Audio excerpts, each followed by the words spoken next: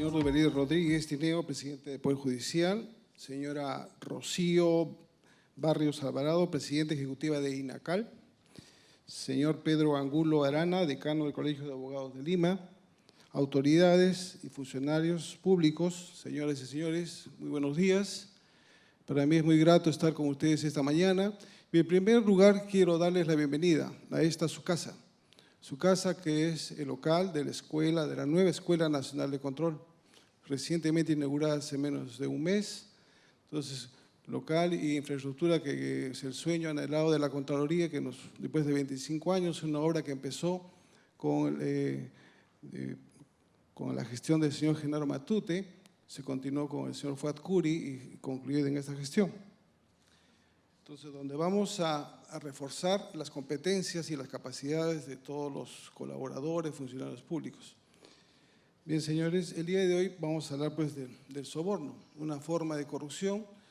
Y hablar de soborno pues se ha vuelto un tema digamos, muy común de día a día. Abrimos periódicos, vemos soborno, prendemos la televisión, vemos sobornos. Hoy en la mañana un gobernador regional en gestión ya está con problemas posiblemente haber recibido un soborno. Y una forma de corrupción que se ha hecho muy común en el país, grandes, pequeños, que reciben soborno y se ha hecho una forma ya de vida. Entonces, tema que es de mucha preocupación, no solo para nosotros como Contraloría, sino para todas las entidades y los ciudadanos del país. Y una de las causas de la corrupción, permíteme pasar las causas de la corrupción por el tiempo, ahí.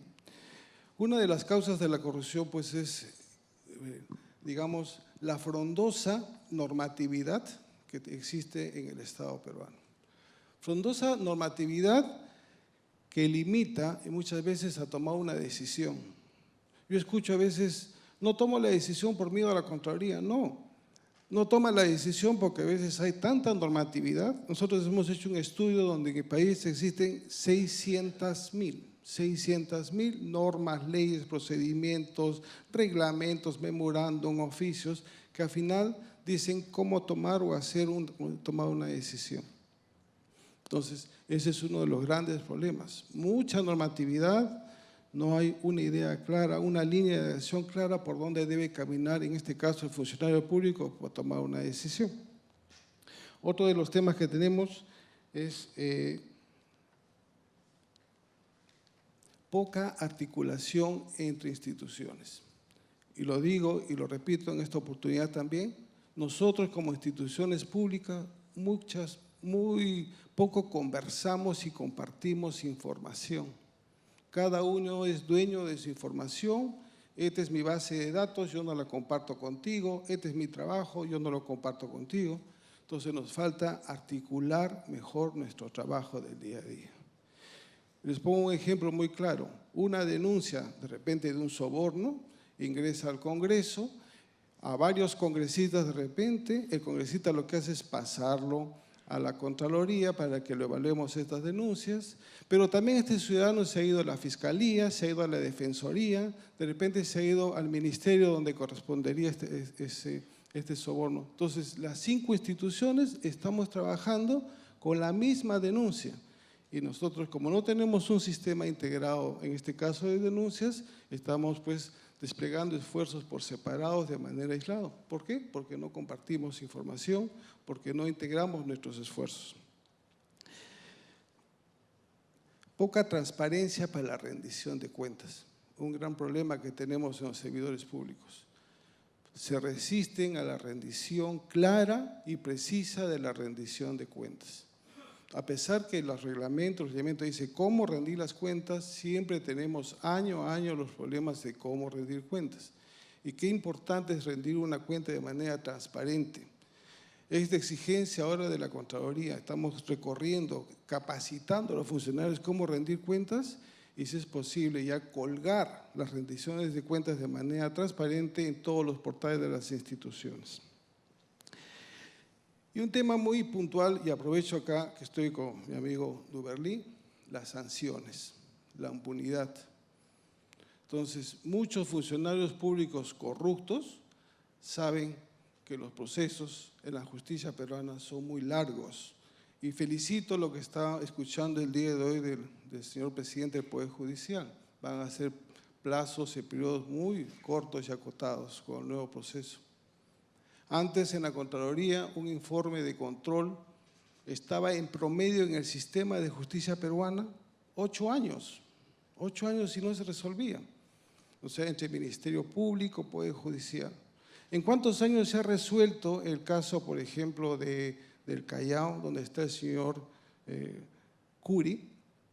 14 años en resolverse un informe de Contraloría. 14 años. Y todavía está apelando a la Suprema. Entonces, tenemos que buscar agilidad y ser efectivo en la sanción. Claro que si tiene sustento los informes y la investigación que ha desarrollado en este caso el Ministerio Público. Hablar de corrupción en el Estado, pues, es hablar de limitaciones, hablar de cómo estamos privando de un futuro mejor a nuestra familia, a nuestros hijos, porque eso es. Muchas veces vemos con mucha preocupación cómo los servicios básicos cada vez, en lugar de mejorar, son peores. Los servicios básicos de salud, educación, seguridad, saneamiento, vivienda, seguridad ciudadana, están desmejorándose. ¿Por qué? Por la corrupción. La corrupción. Muchas veces dice, invertí 5.000, 8.000, 10.000 millones en obras, pero estoy seguro que si ha habido corrupción antes o durante la ejecución de esta obra, la obra es de mala calidad o el servicio se presta de manera deficiente.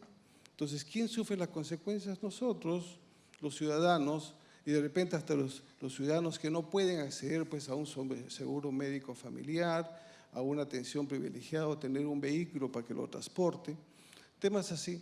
Entonces, es la preocupación nosotros de trabajar desde estos foros, de nuestras oficinas a las cuales nos han elegido para servir al ciudadano, para servir al país y no servirnos de estas posesiones. Entonces, poner las condiciones claras y las formas, cómo solucionar y salir mejor, ir reduciendo la corrupción en el país.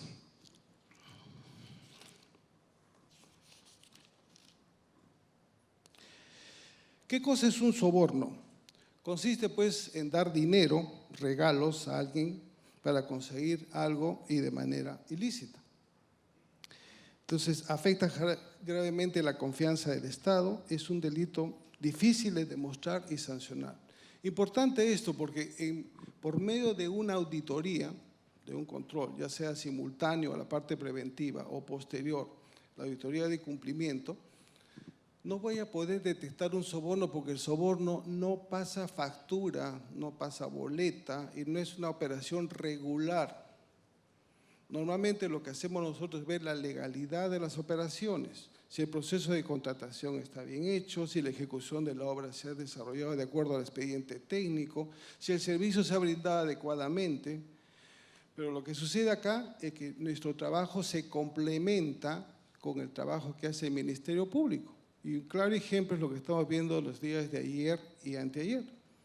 Los informes de Contraloría se han complementado con información que ha llegado de Brasil, de posiblemente se haya recibido un soborno hasta de $4 millones por la obra de la Costa Verde, y se complementa con el informe de Contraloría que nosotros encontramos deficiencias ya en esa obra que se está construyendo y todavía no se ha concluido en un tramo. Casi 50 millones de presunto perjuicio económico. Entonces, lo que está haciendo el fiscal, la Procuraduría, es consolidar, evaluar nuestros informes como prueba y al final de ellos tomarán la decisión. Nosotros como Contraloría es muy difícil que identifiquemos, digamos, si hubo o no hubo soborno. Pero para eso no nos vamos a quedar tranquilos. Ya estamos en conversaciones con la SUNAT, por ejemplo. Si nosotros encontramos indicios claros de corrupción y que hay la posibilidad de que haya un soborno, la SUNAT sí puede ingresar, porque ellos ingresan en los fueros privados y pueden empezar a hacer los cruces de información en la parte financiera, movimiento de bancos, libros contables, tributos si ha pagado, ¿no? Entonces nos va a ayudar muchísimo a determinar y a observar de ser el caso si hubo o no hubo el soborno.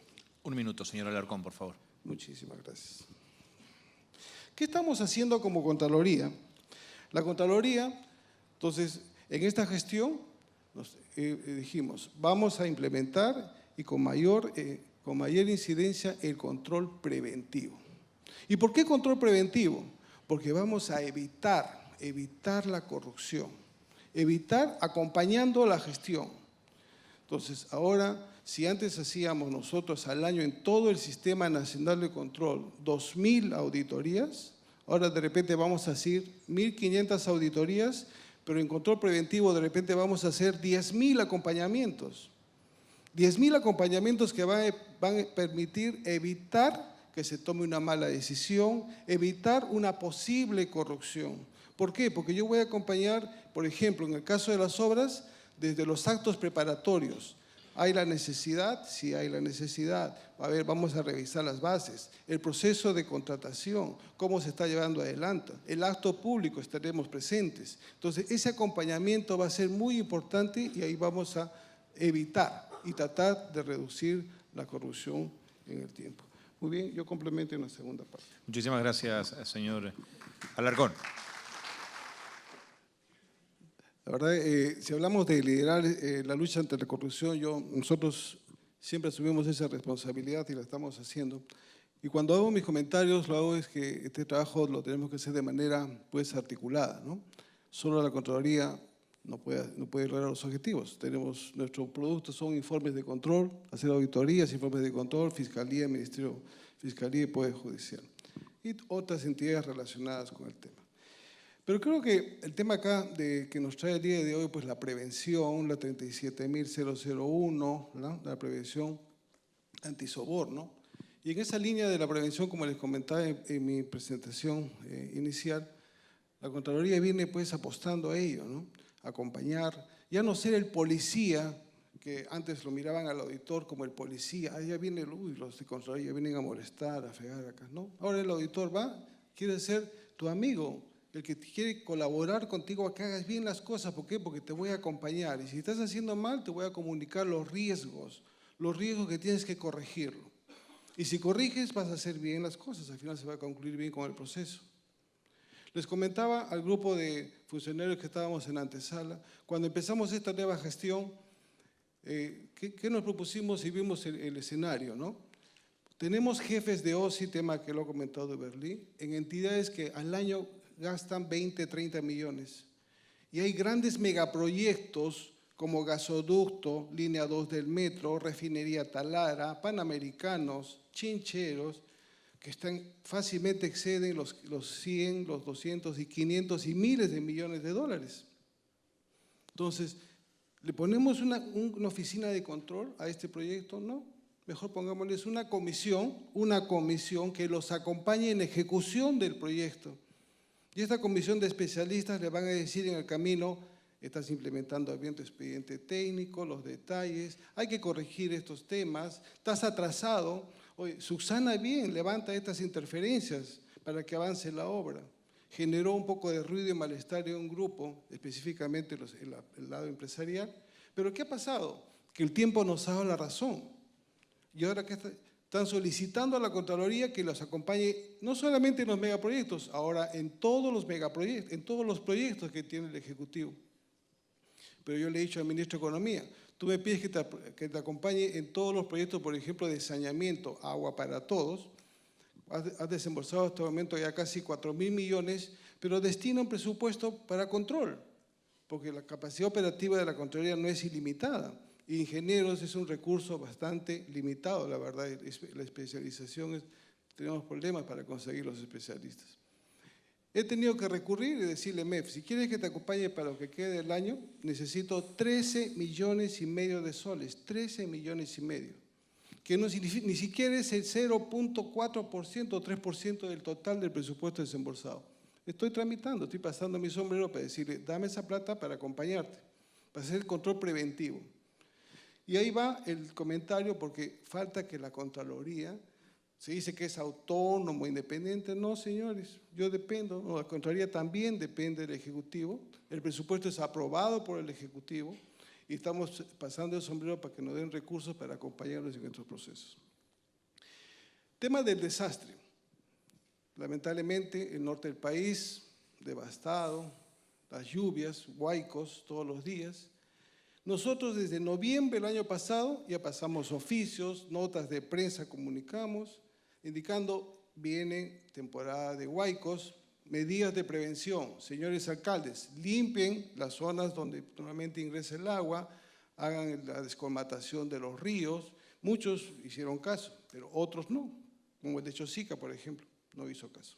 Ya está su proceso en curso. Mes a mes hemos ido comunicando, viene esta situación de desastre a que sobrepasó las expectativas, lo esperado, pero tenemos una norma marco, que es la 29664, que crea el CONAGER en el año 2011. Y esta ley crea pues los procedimientos y de entre ellos los formatos del EDAN, la evaluación de daños. Y he escuchado a algunos políticos que dicen la Contraloría ha venido a entorpecer. En lugar de ayudar, está entorpeciendo. No, señores, la Contraloría ha ido para ayudar, pero encuentra una norma que dice, para que el alcalde acceda a la donación, tiene que llenar estos 9 formatos o formularios. Llenar cuál es tu necesidad, dónde vive cada uno, cuánto de alimentos, agua. Entonces, comunicamos este tema y le dijimos, no se puede manejar de esta manera este desastre. Porque esta norma está dada cuando es un desastre focalizado, como un sismo. Sucede el sismo, las réplicas 1 o 2 días y a los tercer día ya sabemos cuál es la magnitud, cuantificamos cuál es la zona que tenemos que intervenir, cuáles son los damnificados. Entonces ya claramente podemos llenar el formulario, pero en estos casos no se puede hacer eso, porque día a día va cambiando la situación. Entonces, ¿qué ha hecho la Contraloría? Propuso que solamente se llene una declaración jurada, una sola hoja muy simple. ¿Cuál es mi necesidad? Llena el que recibe, firma el que recibe y el que da el almacenero. Y así, a partir de esta semana, o la semana pasada, perdón, el día jueves, se resolvió el tema y comenzó a fluir con mucha más agilidad.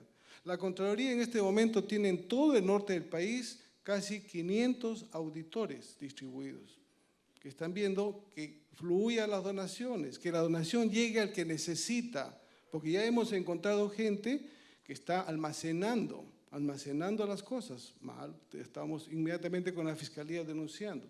Auditores que están yendo ante los alcaldes a decir, tienes 100.000 soles, ejecútalos, pero de esta manera, de manera ordenada, de acuerdo a la norma.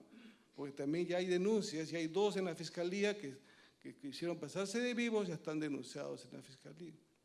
Estamos verificando los servicios básicos como el de los de salud. Entonces, esos auditores es un trabajo silencioso que están haciendo en el norte y está surtiendo efecto. Temas así que en realidad la Contraloría viene trabajando y apuntando pues a la prevención. Y en esa línea de comentario de la prevención, el ISO 37001 pues es una gran herramienta que nos va a permitir,